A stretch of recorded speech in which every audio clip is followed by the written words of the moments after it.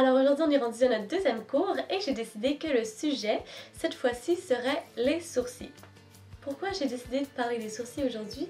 C'est vraiment en fait parce que je trouve que c'est un élément qu'on sous-estime la plupart du temps et qu'on oublie de faire dans nos maquillages, alors qu'il y a vraiment le pouvoir de venir encadrer le regard, mais aussi de transformer totalement le visage de quelqu'un. Et puis c'est vraiment quelque chose en fait que vous pouvez ajouter à votre routine de maquillage, soit lorsque vous faites un maquillage naturel, mais autant pour un maquillage de soirée aussi.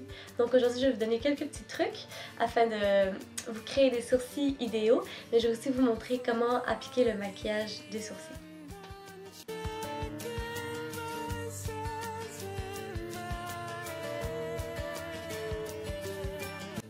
Bon, alors pour commencer, je vais vous montrer un truc facile afin de repérer les points clés de vos sourcils. Alors la seule chose que vous avez besoin, c'est un petit outil long et fin et droit surtout, donc ça peut être un pinceau, ça peut être un eyeliner. Et qu'est-ce que vous allez faire en fait, c'est que vous allez venir la poser sur le coin de votre nez et le faire passer dans le vis-à-vis le coin interne de votre œil. Donc ce que ça va faire, c'est que ça va vous aider à trouver le coin en fait où votre sourcil devrait commencer. Ensuite, vous venez encore utiliser votre outil et vous la posez sur le coin de votre nez, mais cette fois-ci, vous le faites passer vis-à-vis le coin externe de votre œil. Et ça devrait vous donner en fait l'endroit où votre sourcil devrait se terminer. Pour finir, vous allez venir la poser sur le coin de votre nez et sur le centre de votre pupille. Et ça, en fait, ça va venir vous indiquer l'endroit où votre sourcil devrait être le plus élevé dans son tracé. Donc ainsi vous savez exactement où soit commencer l'épilation ou commencer à intensifier votre sourcil lorsqu'on va passer au maquillage. En général, plus vous avez le visage rond, plus on va vouloir aller chercher des sourcils qui sont anguleux pour ajouter des angles à votre visage qu'il n'y a pas nécessairement.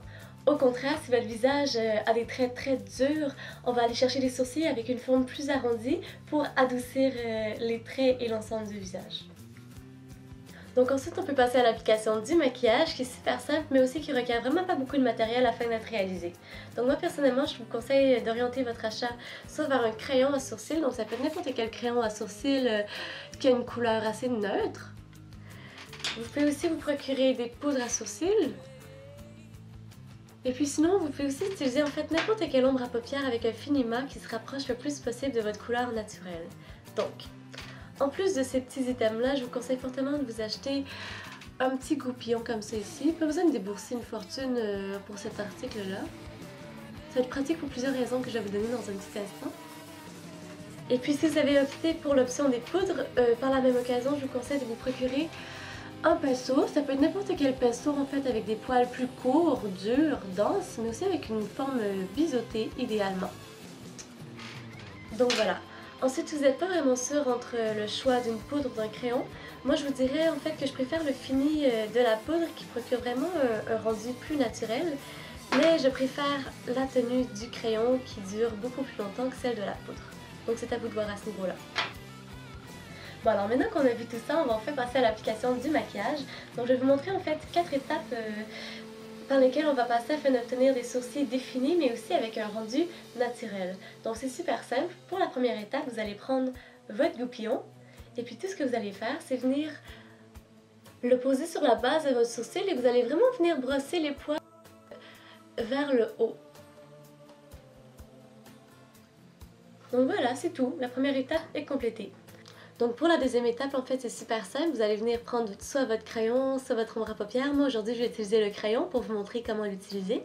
Et puis, vous allez vous approcher, en fait, du miroir. Et tous les endroits où est-ce que vous voyez que votre sourcil est moins dense, où il y a des petits trous à remplir, c'est ça que vous allez venir, en fait, corriger. Donc, voilà, je me lance.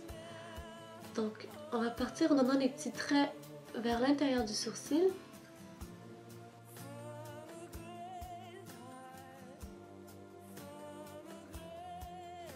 Et puis, quand vous allez être rendu au point ici, où ça devrait être le plus élevé avec les calculs qu'on a fait au début de la vidéo, je vais vraiment venir aussi renforcer cet endroit-là avec soit l'ombre à paupières encore une fois, ou le crayon. Donc voilà.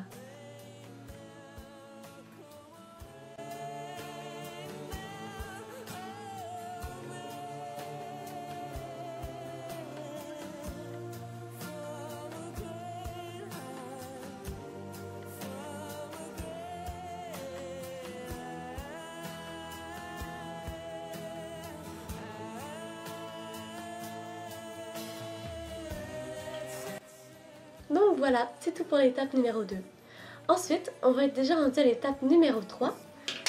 Super simple encore une fois, vous allez reprendre votre goupillon et puis vous allez venir rebrosser en fait les poils de sourcil encore vers le haut afin vraiment de fondre le travail que vous venez de faire et puis donner en fait le résultat naturel qu'on recherche.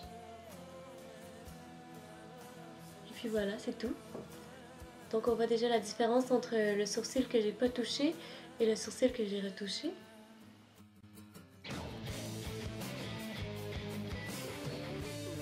Donc voilà, ensuite on est déjà rendu à la 4e étape. En fait, ça va être une option facultative. Ça va vraiment être plus pratique si vous avez des sourcils très rebelles qui vont dans toutes les directions et qui n'obéissent à personne. Donc c'est le moment où vous allez venir les fixer, soit à l'aide d'une cire ou d'un gel translucide fait exprès pour ça.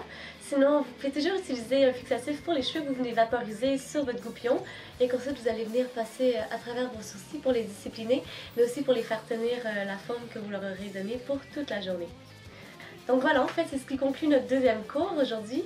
J'espère que ça vous a été pratique et puis on se dit à très bientôt.